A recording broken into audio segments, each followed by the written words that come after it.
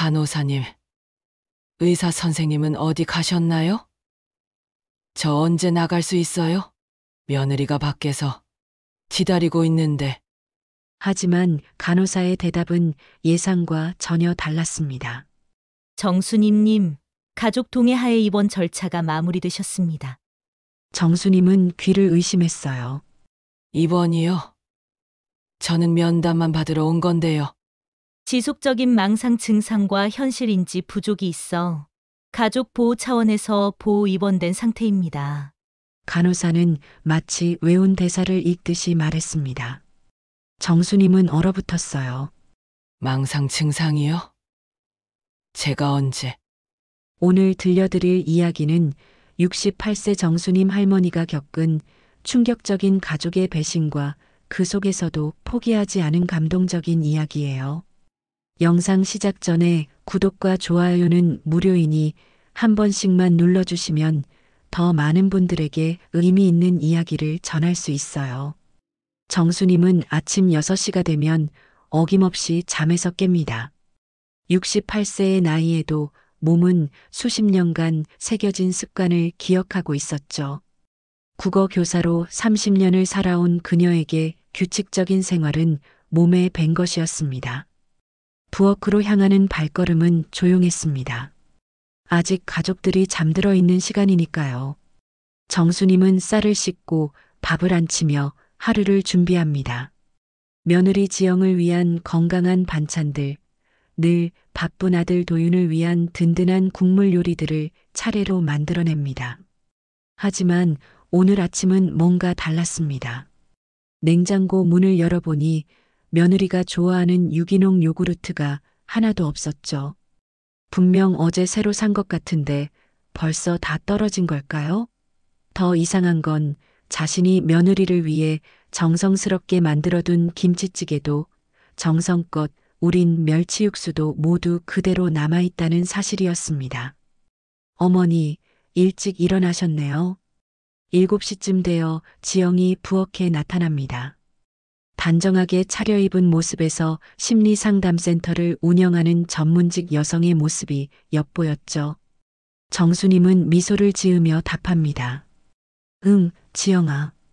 밥 다 됐으니까 도윤이랑 같이 식기 전에 어서 먹어. 그런데 지영은 식탁을 보더니 살짝 미간을 찌푸립니다. 어머니, 또 이렇게 많이 차려놓으셨네요. 저희 아침엔 간단하게 먹는다고 말씀드렸잖아요.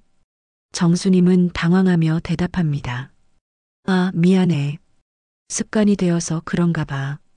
지영은 고마운 듯 고개를 끄덕이지만 그 미소 안에는 묘한 거리감이 스며 있었습니다. 어머니는 정말 남 도와주는 걸 좋아하시는 것 같아요. 제가 뭘 하려고 하면 오히려 불편해 하시잖아요. 그녀는 종종 지인들에게 이런 말을 하곤 했습니다. 정수님이 직접 듣기도 했죠. 정수님은 그 말을 들을 때마다 가슴 한편이 묘하게 답답했습니다. 정말 자신이 며느리의 도움을 불편해하는 걸까요? 하지만 깊이 생각해 보기보다는 그냥 넘어가는 편이었습니다. 그래, 내가 참고 사는 게 가족이지 뭐. 이런 생각이 그녀의 마음을 지배했습니다. 도윤이가 출근 준비를 하며 부엌으로 들어옵니다. 47세의 나이에도 여전히 그녀에게는 어린 아들 같았죠. 엄마, 오늘도 수고 많으세요. 간단한 인사를 남기고 서둘러 나가려는 아들을 정수님이 붙잡습니다. 도윤아, 아침 좀 먹고 가. 엄마가 새벽부터 준비했는데. 하지만 도윤은 시계를 보며 고개를 젓습니다. 엄마, 미안해요. 오늘 아침 일찍 회의가 있어서. 지영도 곧 출근 준비를 마치고 나섭니다. 어머니, 저도 오늘 상담 일정이 빡빡해서 아침 먹을 시간이 없어요. 갔다 올게요. 아들도 며느리도 손주들도 모두 나간 후 정수님은 혼자 남아 식탁을 바라봅니다. 정성껏 준비한 음식들이 그대로 남아 있었죠. 김이 모락모락 나던 김치찌개도 바삭하게 구워낸 생선구이도 모두 차갑게 식어가고 있었습니다. 점심시간이 되자 정수님은 이웃집 김순자와 마주쳤습니다. 오랜 친구인 순자는 정수님의 표정을 보더니 걱정스럽게 물어봅니다. 순임아, 요즘 왜 이렇게 수척해 보여? 순자야, 나 요즘 밤에 잠이 잘 안 와. 정수님은 처음으로 자신의 속마음을 털어놓습니다. 온종일 바쁘게 지내는데도 밤만 되면 이상한 생각들이 자꾸 들어서 내가 정말 이 가족에게 필요한 존재일까 싶어서. 순자는 정수님의 손을 꽉 잡으며 말합니다. 아이고, 순임아. 그런 생각하지 마. 하지만 정수님에게는 위로의 말조차 공허하게 들렸습니다. 그날 저녁 정수님은 평소보다 일찍 방에 들어갔습니다. 가족들과 함께 있어도 외로운 마음을 감출 수 없었거든요. 침대에 누워 천장을 바라보며 그녀는 생각에 잠깁니다. 언제부터 이렇게 되었을까요? 언제부터 자신의 존재가 이렇게 희미해진 걸까요? 그런데 그때였습니다. 거실에서 지영의 목소리가 들려왔죠. 여보, 어머니 요즘 좀 이상하지 않아요? 계속 똑같은 말 반복하시고. 정수님은 문틈으로 귀를 기울였습니다. 도윤의 답변이 이어졌습니다. 그런가? 지영이 너가 그렇게 말하니 요즘 엄마가 좀 그런 것 같기도 해. 정수님의 심장이 쿵쾅거리기 시작했습니다. 자신에 대해 이야기하고 있는 건 분명했죠. 하지만 무슨 말을 하는 건지 정확히 들리지 않았습니다. 문 앞으로 조심스럽게 다가가려던 순간 지영의 목소리가 다시 들렸습니다. 어머니 한번 전문의한테 상담받아 보시는 게 어떨까요? 제가 아는 좋은 선생님이 계시는데. 정수님은 그 자리에서 얼어붙었습니다. 전문의? 상담? 자신이 뭔가 문제가 있다는 뜻일까요? 가슴이 답답해지고 숨이 막히는 듯 했습니다. 창밖으로 달빛이 스며들어 방 안을 은은하게 비추고 있었습니다. 정수님은 그 달빛을 바라보며 조용히 중얼거립니다. 나한테 정말 뭔가 문제가 있는 걸까? 그 순간 정수님은 알지 못했습니다. 아들 내외의 이 대화가 자신의 인생을 완전히 바꿔놓을 시작점이라는 사실을요. 그날 밤 이후로 정수님은 가족들의 시선이 다르게 느껴졌습니다. 아침에 인사를 나눌 때도 저녁 식사를 함께 할 때도 왠지 자신을 유심히 관찰하는 듯한 느낌이 들었죠. 혹시 정말 자신에게 문제가 있는 건 아닐까 하는 불안감이 점점 커져갔습니다. 며칠이 지난 어느 날 아침 지영이 평소보다 다정한 목소리로 말을 걸어왔습니다. 어머니, 요즘 어떠세요? 밤에 잘 주무시는 거예요? 정수님은 고개를 끄덕이며 답했습니다. 응, 그런대로 괜찮아. 하지만 사실은 그렇지 않았습니다. 밤마다 잠들기가 더욱 어려워졌고 낮에도 자꾸 이상한 생각들이 들었거든요. 혹시 가족들이 자신을 부담스러워하는 건 아닐까, 정말 자신에게 문제가 있는 건 아닐까 하는 걱정들이 끊이지 않았습니다. 지영은 정수님의 표정을 살피며 조심스럽게 말을 이어갔습니다. 어머니, 사실 제가 평소에 지켜보니까 요즘 많이 피곤해 보이시고 감정 기복도 좀 있으신 것 같아서요. 불면증도 있으시고 말이에요. 정수님은 깜짝 놀라며 물어봤습니다. 내가 감정 기복이 있다고? 네, 그리고 요즘 같은 말씀을 자꾸 반복하시기도 하고. 지영이 덧붙이자 정수님은 더욱 혼란스러워졌습니다. 자신이 같은 말을 반복했다고? 혼란스러운 생각이 드는 순간 지영은 정수님의 손을 부드럽게 잡으며 말했습니다.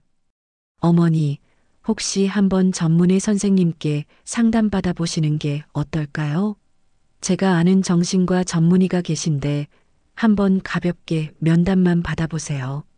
제가 모셔다 드릴게요. 정신과라는 말에 정수님은 움츠러들었습니다. 아니야, 난 괜찮아.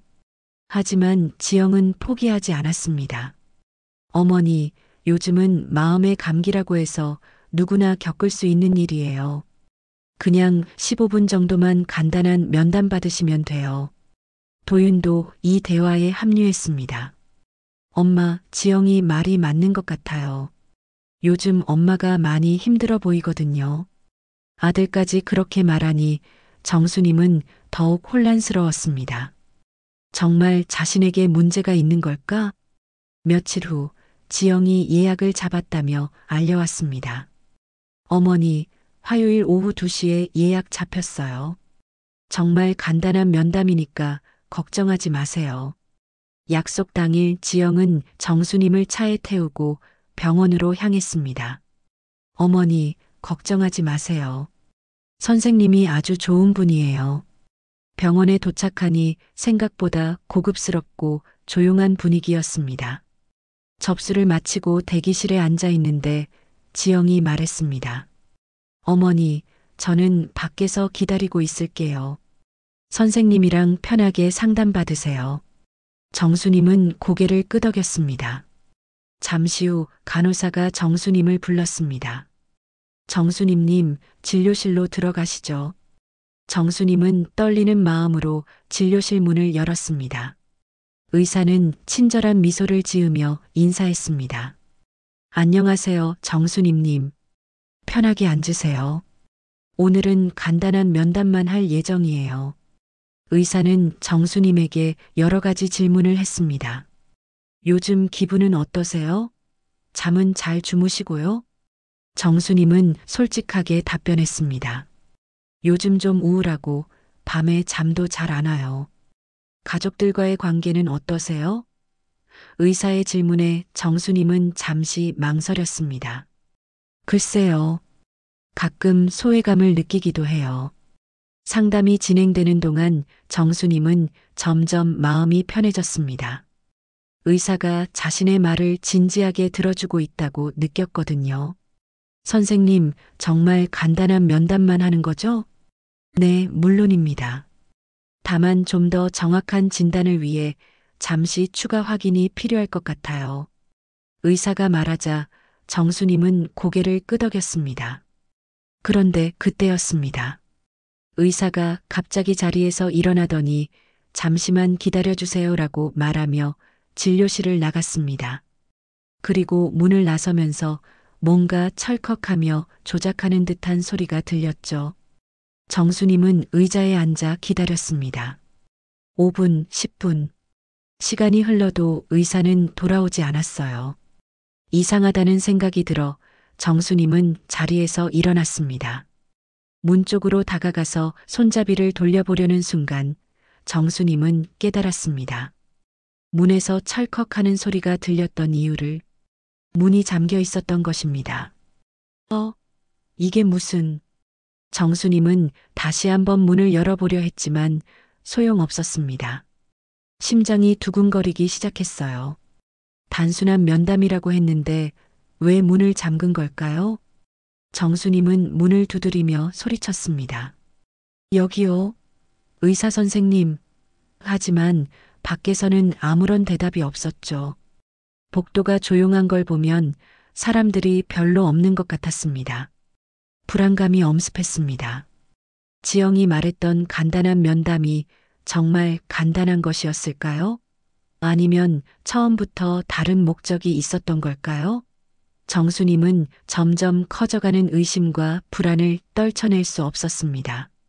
그 순간 정수님은 알지 못했습니다.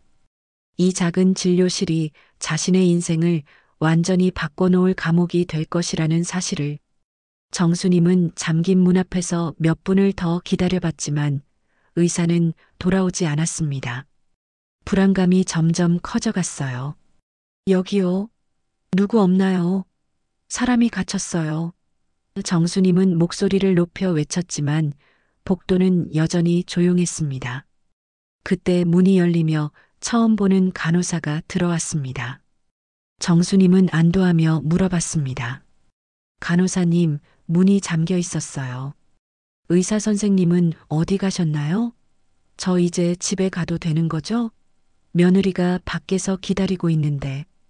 하지만 간호사의 대답은 예상과 전혀 달랐습니다. 정수님님, 가족동의 하에 입원 절차가 마무리되셨습니다. 정수님은 귀를 의심했어요. 네, 입원이요? 저는 면담만 받으러 온 건데요. 지속적인 망상 증상과 현실인지 부족이 있어 가족 보호 차원에서 보호 입원된 상태입니다. 간호사는 마치 외운 대사를 읽듯이 말했습니다. 정수님은 얼어붙었어요. 망상 증상이요? 제가 언제? 보호자분께서 상세한 증상 기록을 제출해 주셨어요. 최근 몇 달간 지속된 피해 망상과 현실 왜곡 증세에 대한 내용들이요. 간호사의 말에 정수님은 더욱 혼란스러웠습니다. 피해 망상? 현실 왜곡? 자신은 정말 그런 적이 없었거든요. 제 며느리 어디 있어요? 지영이랑 당장 얘기해야겠어요. 정수님이 다급하게 외치자 간호사는 고개를 저었습니다. 보호자께서는 서류 처리 완료 후 이미 귀가하셨습니다. 환자분의 안정을 위해 당분간 면회는 제한됩니다. 정수님은 믿을 수 없었어요. 지영이가 자신을 두고 갔다고요? 아니에요. 분명히 간단한 면담이라면서 밖에서 기다린다고 했는데 이건 말이 안 돼요. 하지만 간호사는 정수님의 흥분한 모습을 보더니 무언가를 기록하며 말했습니다. 지금 보이시는 반응도 전형적인 피해망상 증세의 하나입니다. 정수님은 황당했습니다. 자신의 정당한 항의가 증세라고 해석되다니요. 저는 국어교사였어요. 30년간 아이들을 가르쳤고 정신이 멀쩡하다고요. 하지만 간호사는 더 이상 대답하지 않고 나가버렸습니다. 홀로 남겨진 정수님은 핸드폰을 꺼내 지영에게 전화를 걸어봤습니다. 하지만 전화는 꺼져 있었죠. 도윤에게도 여러 번 시도했지만 받지 않았어요. 불안감이 극에 달했습니다. 한참 후에야 도윤의 전화가 왔습니다. 엄마, 지금 어디야? 무슨 일이야? 정수님은 울먹이며 말했습니다. 도윤아, 엄마 병원에 갇혀 있어. 면담만 받으러 왔는데 갑자기 입원하라고 하는데 빨리 와서 데려가줘. 하지만 도윤의 반응은 차갑기만 했습니다. 엄마, 지영이한테 다 들었어. 엄마가 요즘 이상한 말을 많이 한다고. 그냥 좀 치료받고 나오는 게 어때? 정수님은 충격을 받았어요. 내가 언제 이상한 말을 했다는 거야? 도윤아, 엄마는 정상이야. 이건 뭔가 잘못된 거라고. 하지만 도윤은 한숨을 쉬며 말했습니다.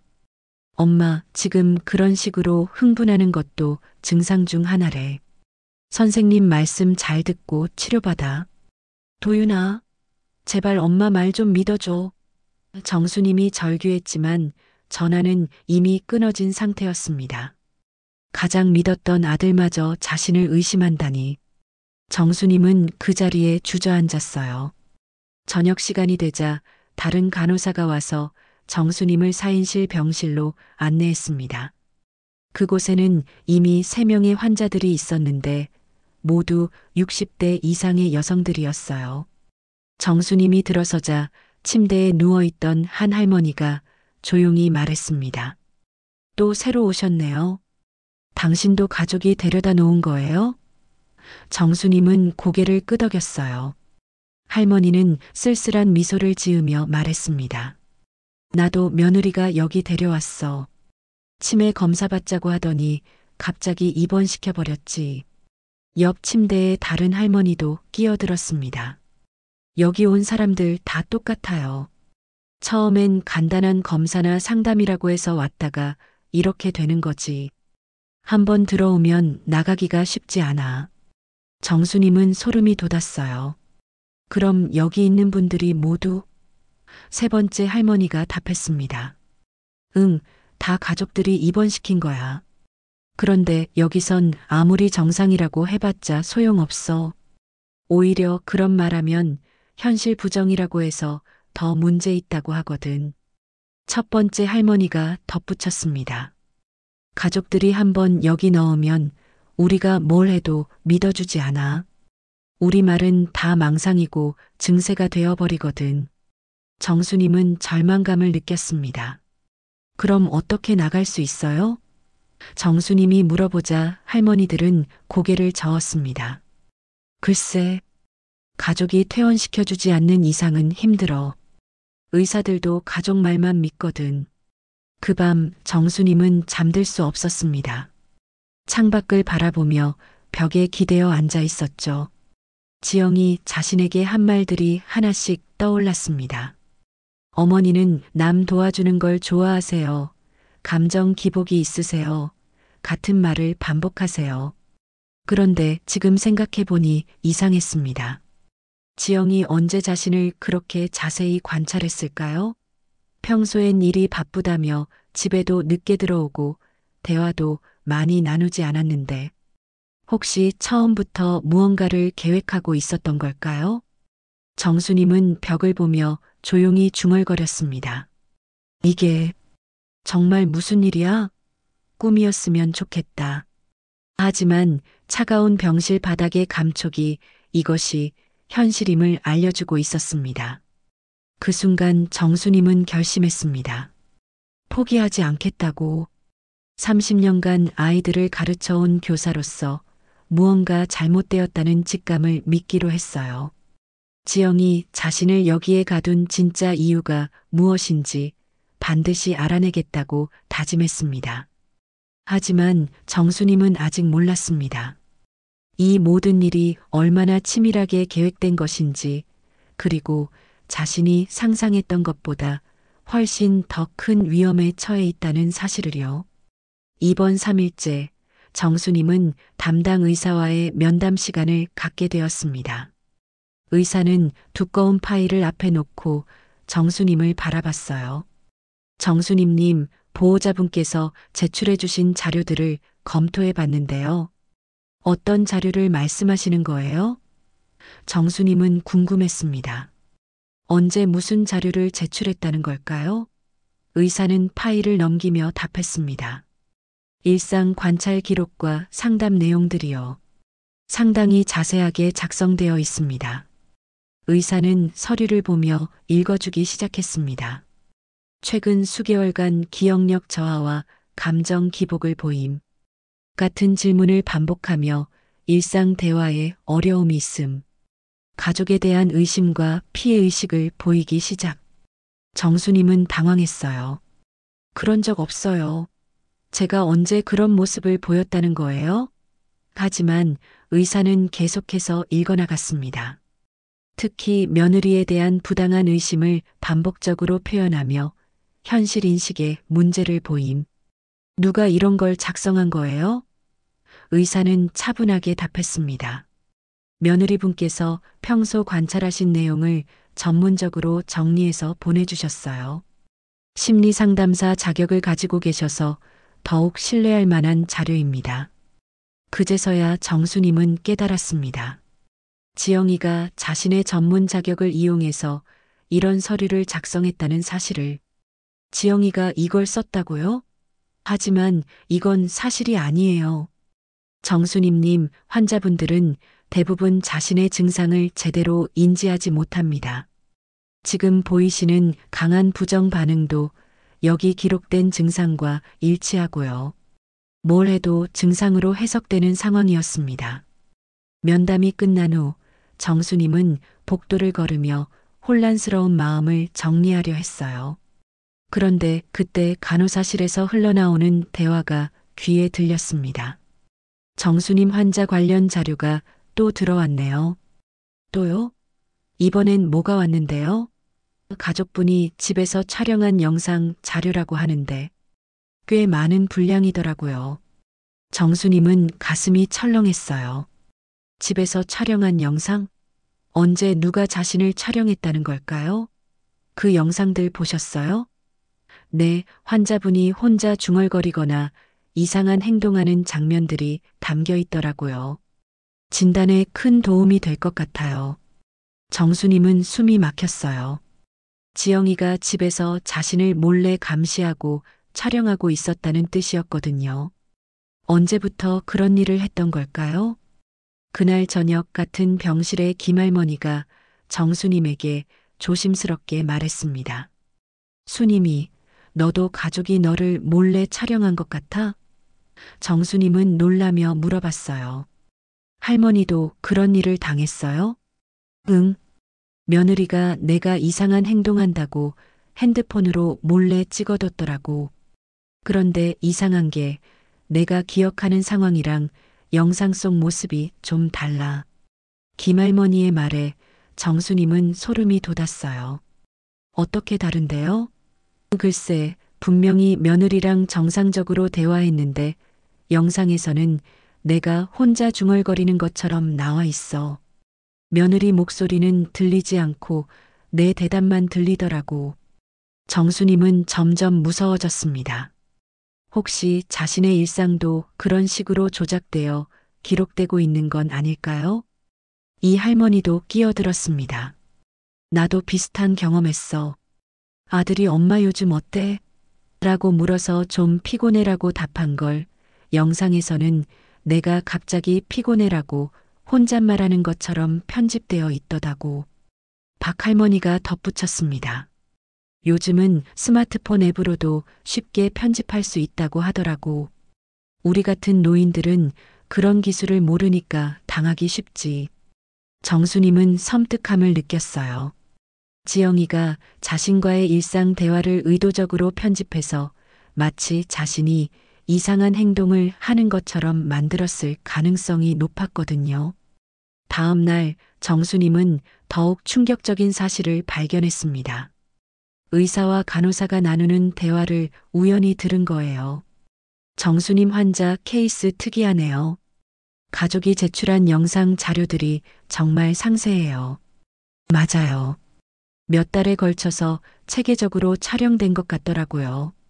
환자의 일상을 이렇게 꼼꼼히 기록한 케이스는 처음 봐요. 그런데 좀 이상한 게 영상들이 편집된 흔적이 있는 것 같던데 정수님의 심장이 쿵쾅거렸어요. 의료진조차 편집 흔적을 눈치챘다는 얘기였거든요. 편집이요? 네, 대화 중간중간이 끊어진 느낌이에요. 환자 목소리만 들리고 상대방 목소리는 제거된 것 같고, 하지만 그건 촬영 환경의 문제일 수도 있잖아요. 중요한 건 환자의 이상 행동이 명확히 기록되어 있다는 거죠. 결국 의료진들도 지영이가 제출한 자료를 의심 없이 받아들이고 있었습니다. 그날 밤 정수님은 작은 노트를 구해서 본격적인 기록을 시작했습니다. 10월 14일 지영이가 심리상담사 자격을 이용해 거짓 관찰 기록 작성해서 의사한테 제출했다. 내가 가족을 의심한다고 기록했지만 사실이 아니다. 10월 15일 간호사들이 집에서 촬영한 영상 자료에 대해 언급했다. 편집 흔적이 있다고 하는데 지영이가 내 일상을 몰래 촬영하고 조작한 것으로 추정된다. 정수님은 교사 출신답게 날짜, 시간, 상황을 정확히 기록했어요. 이 모든 것이 우연이 아니라 계획적인 조작이라는 확신이 점점 강해져 갔습니다. 며칠이 더 지나면서 정수님은 병원 내 CCTV 시스템도 이상하다는 걸 발견했어요. 환자들의 모든 대화가 녹음되고 있었고 그 내용들이 진료 기록에 반영되고 있었거든요. 내가 미친 게 아니야. 내가.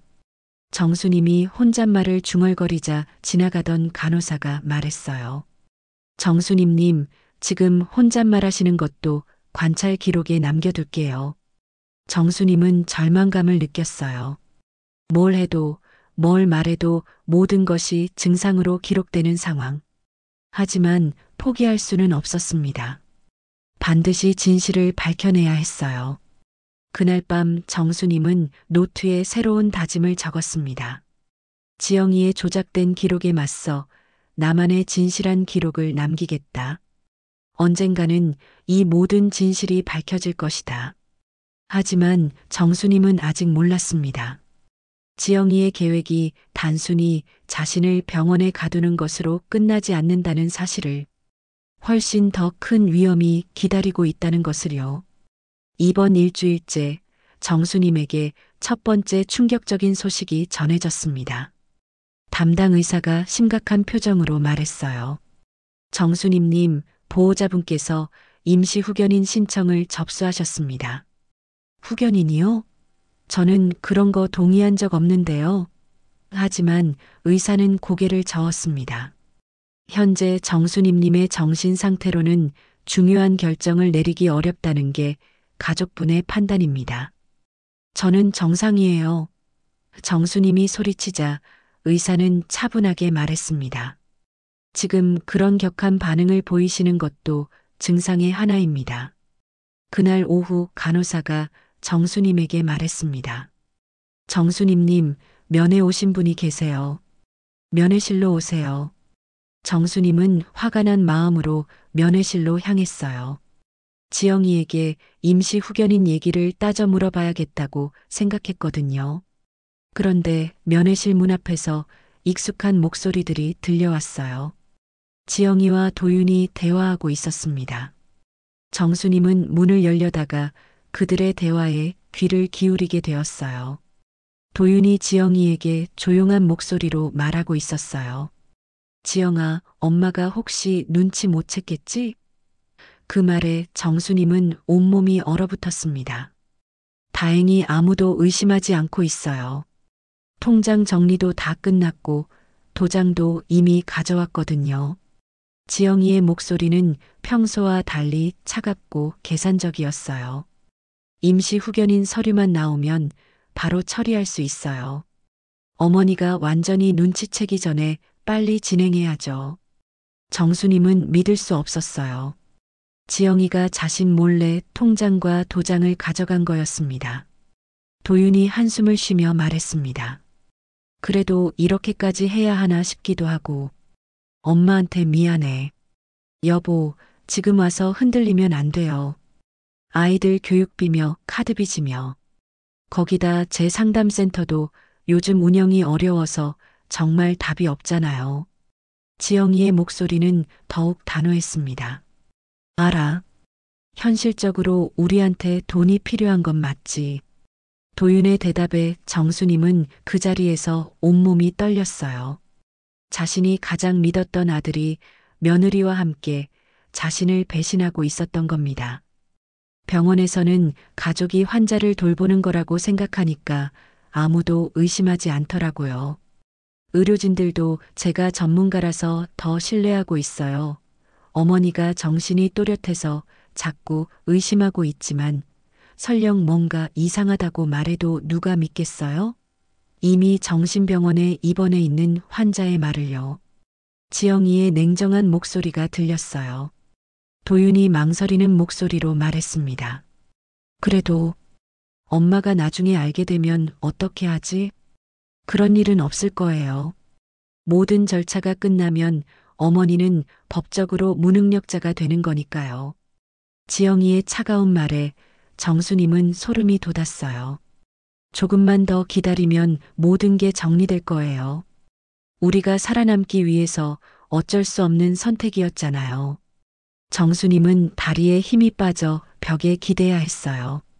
평생 키우고 사랑했던 아들이 이런 일을 꾸미다니. 그때 도윤이 말했습니다.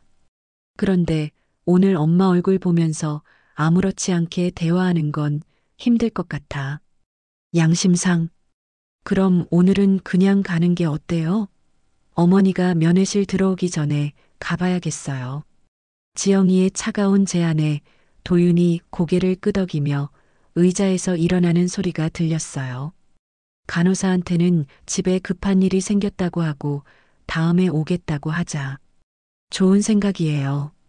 괜히 어머니 만나서 눈치채시면 안 되니까요. 두 사람의 발걸음 소리가 멀어져 갔습니다. 정수님은 한참을 그 자리에 서 있었어요. 자신을 만나러 온 게 아니라 자신을 피하기 위해 온 거였다는 사실이 더욱 충격적이었거든요. 잠시 후 간호사가 나타났습니다. 정수님님, 면회 오신 분들이 급한 일이 생겨서 다음에 오시겠다고 하시네요. 정수님은 고개만 끄덕일 뿐이었어요. 그날 밤 정수님은 같은 병실의 할머니들에게 충격적인 사실을 털어놓았습니다. 제 아들도 함께 꾸민 일이었어요. 김할머니가 한숨을 쉬며 말했습니다. 아이고, 그럴 줄 알았어. 보통은 며느리 혼자서는 이런 일을 하기 어렵거든. 아들도 같이 동조해야 가능한 일이야. 더 충격적인 건 아들이 저를 만나는 것도 힘들어한다는 거예요. 양심의 가책 때문에. 정수님의 목소리는 떨리고 있었어요. 우리 같은 사람들은 가족 전체에게 배신당하는 거야. 박 할머니가 쓸쓸하게 말했습니다. 한번 여기 들어오면 바깥 세상에서는 이미 무능력자 취급이거든. 정수님은 절망감에 빠졌어요. 이름 석자 남기기도 무서운 세상이네. 하지만 그때 정수님의 마음속에서 뭔가 강한 의지가 솟아올랐습니다. 아니야. 이렇게 당할 수는 없어. 내가 직접 싸워야 해. 어떻게 싸울 건데? 아들까지 적이 된 상황에서 김할머니의 말에 정수님은 더욱 결연한 표정을 지었어요. 그래도 포기할 수는 없어. 증거를 모아서 이 모든 진실을 밝혀낼 거야. 그날 밤부터 정수님은 더욱 체계적으로 기록을 남기기 시작했습니다. 지영이와 도윤의 대화 내용을 날카롭고 정확하게 적어 나갔어요. 10월 22일, 지영이와 도윤이 면회실에서 대화하는 것을 목격했다. 둘 다 내 재산을 빼앗기 위해 공모하고 있었고, 도윤은 양심의 가책으로 나를 만나는 것도 힘들어 하면서도 결국 지영에게 동조하고 있었다.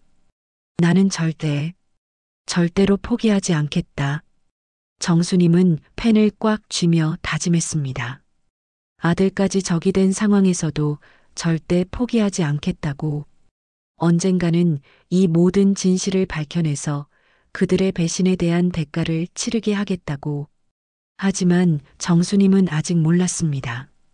지영이와 도윤의 계획이 상상했던 것보다 훨씬 더 치밀하고 잔인하다는 사실을, 그리고 더 큰 충격이 기다리고 있다는 것을요.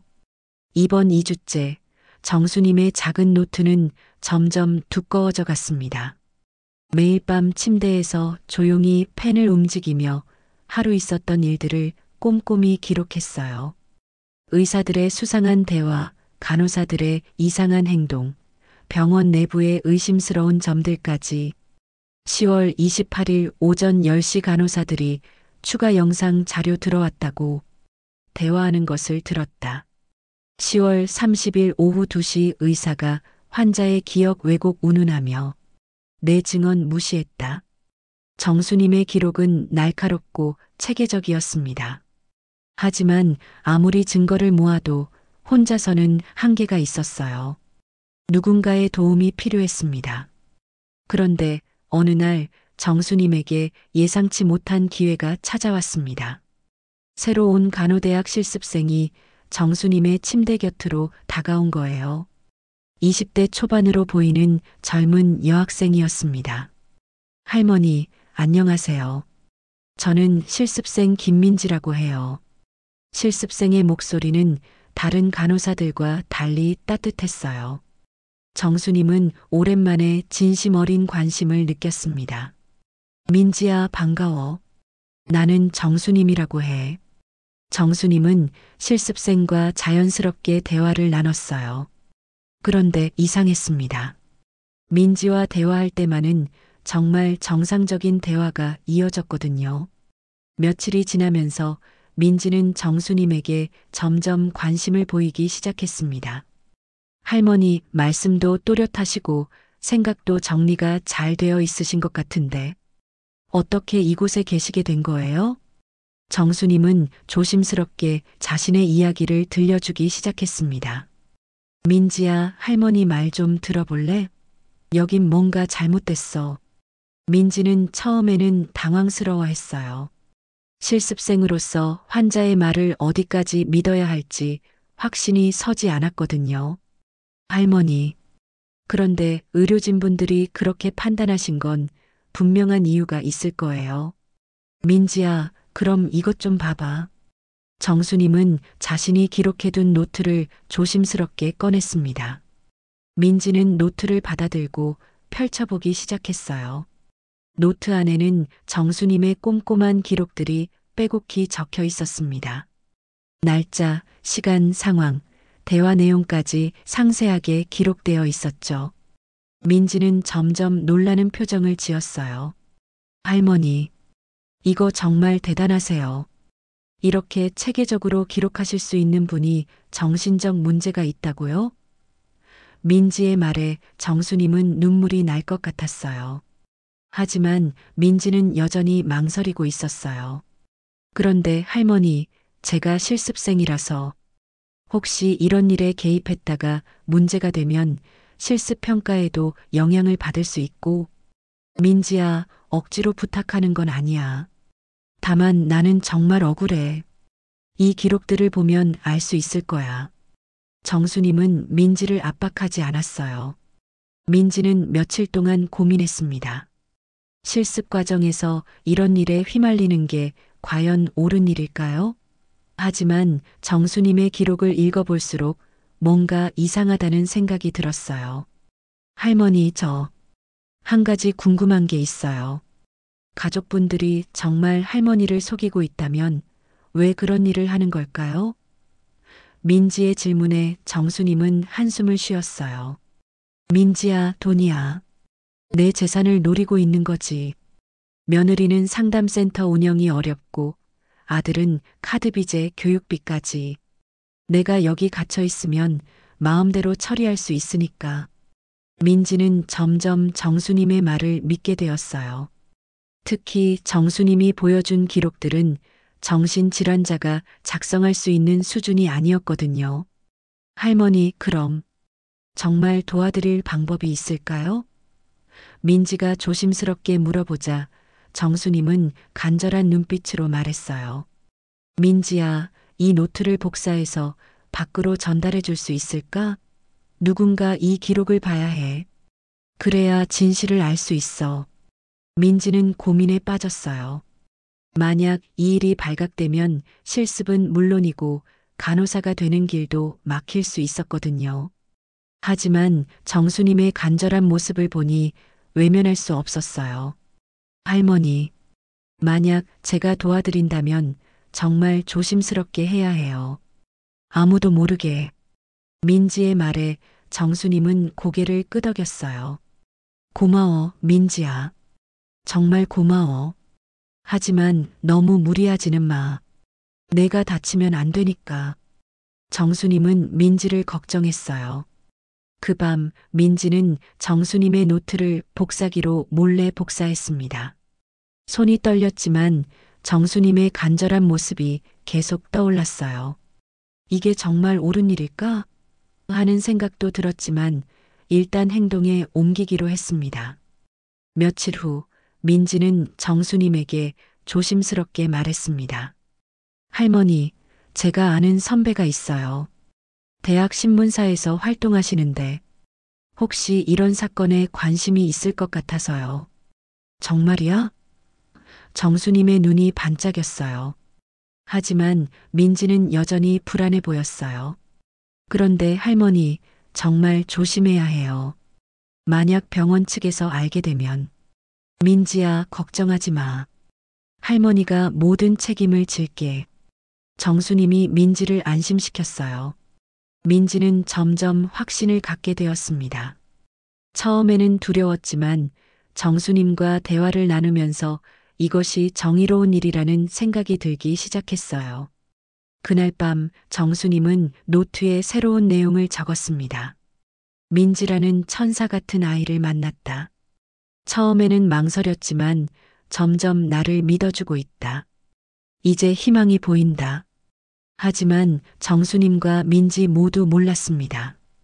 이 작은 움직임이 곧 큰 변화의 시작이 될 것이라는 사실을, 그리고 더 큰 위험도 기다리고 있다는 것을요.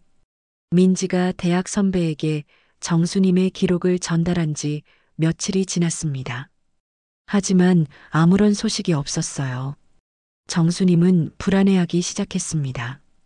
민지야, 선배분이 뭐라고 하시던? 정수님이 조심스럽게 물어보자 민지는 당황한 표정을 지었어요. 그게 아직 연락이 없어서요. 좀 더 기다려봐야 할 것 같아요. 사실 민지는 정수님에게 말하지 못한 게 있었어요. 선배가 이런 건 너무 민감한 사안이라 함부로 다룰 수 없다며 난색을 표했던 거였습니다. 민지야, 이게 사실이라면 큰 문제지만 만약 환자의 망상이라면 우리가 큰일 날 수도 있어. 민지는 실망했지만 포기할 수 없었어요. 다른 방법을 찾아야 했습니다. 그런데 며칠 후 예상치 못한 위기가 찾아왔습니다. 지영이가 갑자기 병원에 나타난 거예요. 평소보다 일찍, 그리고 뭔가 의심스러운 표정으로요. 어머니, 요즘 어떻게 지내세요? 지영이는 여전히 다정한 미소를 지었지만 정수님은 그 미소 뒤에 숨은 차가운 시선을 놓치지 않았어요. 그런데 어머니, 요즘 어떤 실습생과 많이 얘기하신다고 들었어요. 지영이의 말에 정수님은 가슴이 철렁했어요. 혹시 민지와의 일이 들통났을까요? 그냥 심심해서 이야기 좀 나누는 거야. 정수님은 최대한 자연스럽게 대답했어요. 하지만 지영이의 눈빛은 여전히 의심스러웠습니다. 어머니, 혹시 이상한 얘기하시는 건 아니죠? 의료진분들이 어머니가 요즘 흥분하시는 일이 많아졌다고 걱정하고 계시거든요. 지영이의 말에는 경고의 의미가 담겨 있었어요. 그날 지영이가 돌아간 후 정수님은 불안했습니다. 혹시 지영이가 뭔가 눈치챈 건 아닐까요? 민지에게 위험이 닥치는 건 아닐까요? 다음 날 민지가 정수님을 찾아왔을 때 얼굴이 창백했어요. 할머니, 큰일이에요. 수간호사님이 저를 부르시더니 환자와 개인적인 대화는 자제하라고 하시더라고요. 정수님은 민지의 손을 꽉 잡았어요. 민지야, 미안해, 나 때문에 너까지 힘들게 했구나. 하지만 민지는 고개를 저었어요. 아니에요, 할머니. 오히려 더 확신이 들어요. 누군가 우리를 감시하고 있다는 증거잖아요. 민지의 말에 정수님은 놀랐어요. 그래서 저 다른 방법을 찾았어요. 민지가 조용히 말했어요. 제 친구의 사촌 오빠가 기자래요. 사회부에서 일하시는데 이런 사건에 관심이 많다고 해요. 정말이야? 정수님의 눈이 반짝였어요. 네, 할머니 기록을 보시더니 정말 심각한 사안이라고 하시더라고요. 하지만 더 확실한 증거가 필요하다고 하셨어요. 그때 민지가 조심스럽게 말했어요. 할머니, 혹시 며느리분이나 아드님이 면회 왔을 때 녹음할 수 있을까요? 정수님은 고개를 끄덕였어요. 그럴 기회가 오면 꼭 해볼게. 며칠 후 그 기회가 왔습니다. 지영이가 다시 병원에 왔는데 이번에는 도윤도 함께였어요. 그런데 이상하게도 둘 다 초조해 보였습니다. 정수님은 화장실에 간다고 하고 몰래 면회실 근처로 갔어요. 그리고 민지가 빌려준 작은 녹음기를 켰습니다. 지영아, 요즘 회사에서 소문이 돌고 있어. 내 아내가 시어머니를 정신병원에 강제로 입원시켰다고 말이야. 도윤의 불안한 목소리가 들렸어요. 여보, 진정해요. 그런 건 금방 잠잠해질 거예요. 지영이가 답했지만 목소리에는 긴장감이 묻어 있었어요. 그런데 정말 문제 없는 거 맞지? 어머니가 처음에는 거세게 항의했지만 요즘에 갑자기 조용해지신 게 좀 불안해서 말이야. 도윤의 목소리에는 불안감이 가득했어요. 여보, 걱정하지 말아요. 어머님은 이럴 때 조금만 자극 줘도 금방 무너져요. 보호 입원시키는 게 모두에게 편해요. 지영이의 차가운 말에 정수님은 온몸이 떨렸어요. 그리고 당신도 알잖아요. 어머님 재산 정리는 순조롭게 진행되고 있고 아무도 의심하지 않을 거라고요. 정수님은 이 결정적인 대화를 모두 녹음했어요. 드디어 결정적인 증거를 잡은 거였습니다. 그날 밤 민지에게 녹음 파일을 전달했을 때 민지의 눈이 커졌어요. 할머니, 이거 정말 대단해요. 이제 확실한 증거가 생겼어요. 민지야, 이걸 친구 사촌 오빠라는 기자분에게 전달해 줄 수 있겠니? 정수님의 간절한 부탁에 민지는 고개를 끄덕였어요.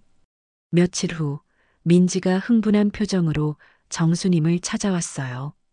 할머니, 그 기자분이 이 사건을 본격적으로 취재하기로 하셨대요. 그리고 의료감사소에도 공익신고를 하셨다고 해요. 정수님은 너무나도 감격했습니다. 드디어 진실이 밝혀질 기회가 온 거였어요. 일주일 후 의료감사소 직원이 정수님을 찾아왔습니다. 정수님님, 공익신고 관련해서 면담을 진행하겠습니다. 정수님은 가슴이 두근거렸어요.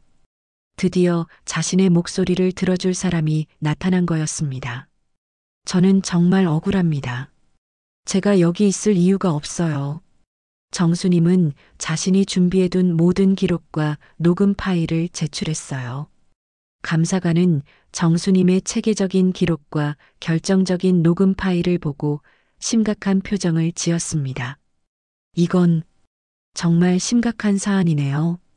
즉시 관련 조사를 확대하겠습니다. 며칠 후 병원에 큰 변화가 일어났습니다. 경찰이 나타난 거예요. 지영이에 대한 수사가 시작된 것이었습니다. 정수님은 경찰 앞에서 자신의 이야기를 상세히 진술했습니다. 제 며느리가 저를 속여서 여기에 가뒀고 제 재산을 모두 빼앗아가고 있습니다. 경찰관은 증거들을 검토한 후 말했습니다. 이 사건은 공문서 위조, 사문서 행사, 그리고 재산 횡령 등 여러 혐의가 적용될 수 있겠네요. 그날 저녁 정수님은 민지에게 감사 인사를 전했습니다. 민지야, 내가 아니었다면 불가능했을 일이야. 정말 고마워. 할머니, 저도 많은 걸 느끼고 배웠어요. 정의로운 일을 하는 게 이렇게 뿌듯한 줄 몰랐어요. 민지의 말에 정수님은 눈물이 났어요. 하지만 정수님은 몰랐습니다. 이것이 끝이 아니라 새로운 시작이라는 사실을요. 한 달 후 정수님은 드디어 병원 문을 나설 수 있었습니다. 의료감사 결과 부당한 보호 입원으로 판명되었고 즉시 퇴원 조치가 내려진 거였어요. 하지만 정수님은 예전 집으로 돌아가지 않았습니다. 지영은 상담사 자격이 정지되었고 공문서 위조 및 사문서 행사 혐의로 수사를 받게 되었어요. 법원은 지영에게 징역 3년의 실형을 선고했습니다. 도윤도 공모 혐의로 징역 2년 집행유예 3년을 선고받았어요. 정수님의 재산도 대부분 되찾을 수 있었지만 이미 처분된 일부는 회복하기 어려운 상황이었습니다. 1년 후 예상치 못한 일이 벌어졌습니다. 집행유예를 받은 도윤이 취업을 시도했지만 뉴스에 아들 부부의 범죄 사실이 보도되어 어디서도 받아주지 않았고 그러다 보니 생활고에 시달리게 된 거였습니다. 더 큰 문제는 아이들이었어요. 지영이의 동생이 조카들을 맡아 키우고 있었는데 도윤에게는 양육비를 요구하면서도 아이들을 만나게 해주지 않았거든요. 아이들이 범죄자 부모를 만나고 싶어 하지 않아요. 그리고 아이들 교육에도 좋지 않고요 하면서요. 결국 도윤은 어머니를 찾아왔습니다. 정수님이 선택한 새로운 곳은 시내에 있는 노년 여성 심리 상담센터였어요. 자신과 같은 고통을 겪은 이들을 도우겠다는 결심으로 자원봉사를 하고 있었습니다. 엄마. 도윤은 상담센터 문 앞에서 한참을 망설이다가 들어왔어요. 1년 만에 보는 아들은 많이 초라해져 있었습니다. 도윤아. 정수님은 차가운 표정으로 아들을 바라봤어요. 도윤은 무릎을 꿇으며 말했습니다. 엄마, 정말 죄송해요. 미안해요. 내가 너무 악한 짓을 했어요. 도윤아, 죄송하다고 해서 다 되는 줄 아니? 너도 지영이와 함께 범죄를 저질렀잖아. 정수님의 냉정한 목소리에 도윤은 깜짝 놀랐습니다. 엄마를 속이고 재산을 빼앗으려고 공모했으면서 1년이 지난 이제 와서 죄송하다고? 정수님은 너무나도 못난 아들을 보며 계속 말했습니다. 엄마가 병원에서 간절히 전화해도 치료받으라고만 하고 지영이랑 짜고 엄마를 정신병자로 만들려고 했잖아. 더 나쁜 건 처음부터 끝까지 다 계획하고 엄마를 배신했다는 거야. 그래서 더욱 괘씸한 거야. 정수님의 단호한 말에 도윤은 할 말을 잃었습니다. 엄마, 정말 미안해요. 저도 이제 많이 반성했어요. 매일 엄마 생각만 했어요. 아이들도 못 보고 일자리도 구할 수 없고 엄마만이 제 마지막 희망이에요. 하지만 정수님은 단호했어요. 도윤아, 내가 힘들다고 해서 엄마한테 와. 엄마를 범죄의 피해자로 만들어 놓고 뻔뻔하게 도와달라고. 엄마, 제발. 저도 이제 알았어요. 엄마가 얼마나 소중한 분인지. 아이들한테도 할머니가 필요해요. 도윤은 울먹이며 말했습니다. 정수님은 한참을 바라보다가 말했습니다. 도윤아, 엄마는 이제 바빠. 너 같은 범죄자 자식 때문에 시간 낭비할 여유가 없어.